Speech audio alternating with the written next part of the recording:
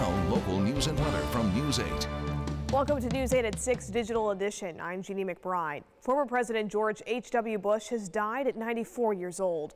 When Bush took office back in 1989, he already had an impressive legacy as a World War II hero, Texas oilman, director of the CIA, and vice president. During his one term in the White House, Bush played a key role in the reunification of Germany. He also took on Saddam Hussein for invading Kuwait, launching Operation Desert Storm, the first Gulf War. Marley Tuskis has more on his passing.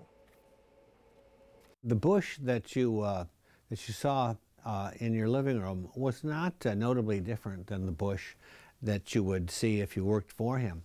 As the nation mourns the loss of George Herbert Walker Bush, Kurt Smith is looking back on his time with the 41st president. I think that the country ultimately saw this in him, saw this personal loyalty, the qualities that drew people toward him, which is why I think, particularly in the years after he left the White House, that the country so warmed to him.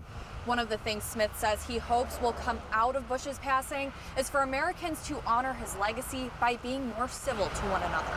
We're not as civil, we're not as nice as we were 20 to 30 to 40 years ago. We could learn a lot from him.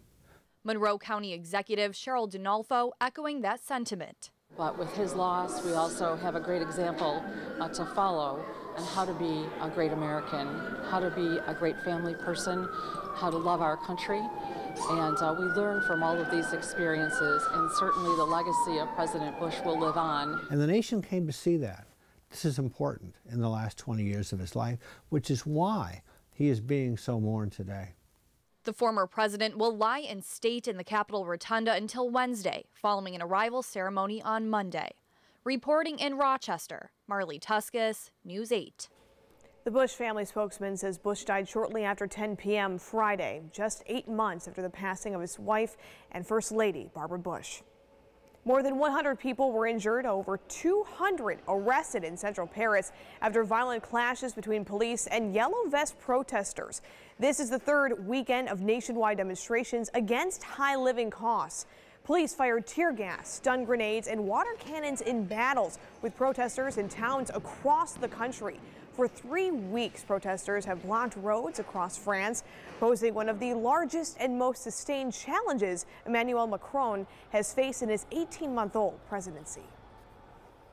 Local news here, a Rochester man was hospitalized Friday evening. He was stabbed on Norton Street in Rochester.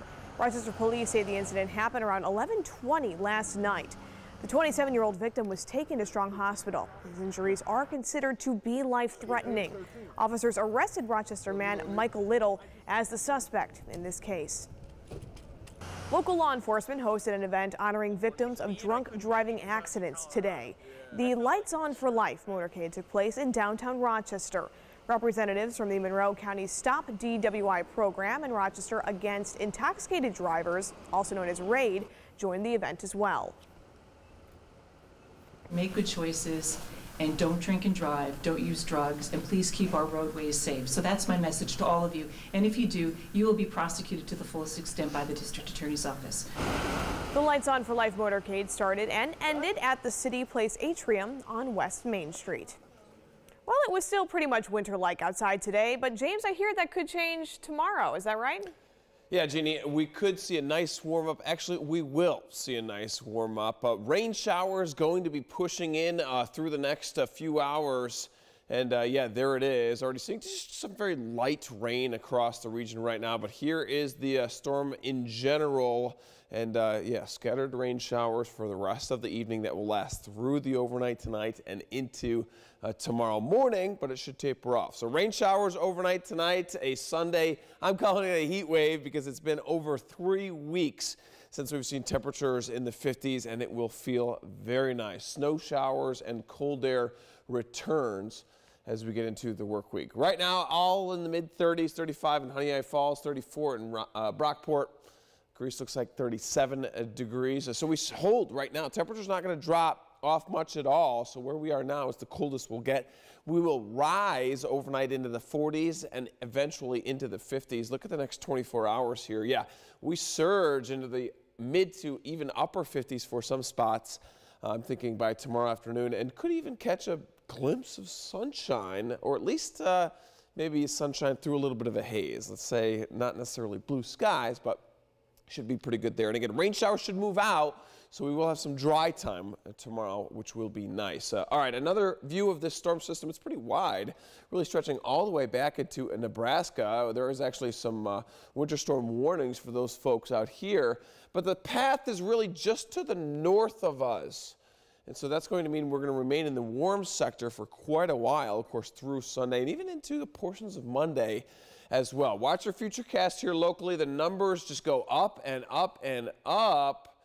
We're already in the mid-40s by tomorrow morning, into the 50s by noon, upper 50s by the afternoon, and there's those possible clearing skies. Then the cold front moves through. That's going to be behind the system. That sweeps in as we get into Sunday night and early Monday morning. And so we start off Monday in the 40s, but we finish it in the 30s. So temperatures will drop through the day on Monday. I think tomorrow would be a great day to get outside and do some stuff around the house, because it will really be the last warm day for quite a while, even past next weekend. Bus stop forecast as we head back to work and school. Again, temperatures on Monday will start off warmer than they will finish.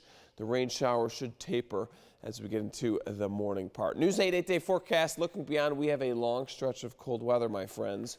Tuesday, Wednesday, and Thursday, all days highs will be in the 30s. There will be lake effect snow showers that could have a high impact on some areas, but I really only think that's going to be Wyoming County and east of Lake Ontario.